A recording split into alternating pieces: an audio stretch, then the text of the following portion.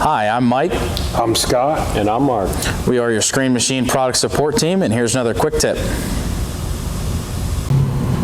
Now that we've swiveled the recirculating conveyor out on the opposite side, using this valve right here to swivel it, we will need to use that valve over there to relieve the pressure off of these pins right here so that we can let the entire assembly come down. So we'll start the machine up.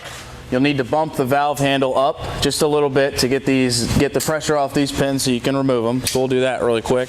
There's one on this side and one pin on the cylinder on the opposite side as well. Just bump it, you don't have to move it a whole lot up. All right, now that the pressure is relieved, this cylinder pin's been removed, the cylinder pin on the opposite side's been removed. All you have to do to get the screen down into service mode is to hold down on that lever over there. Just hold down on that lever over there is all you have to do. You can see your cylinder's extending here. It'll extend all the way until those legs hit the ground over there.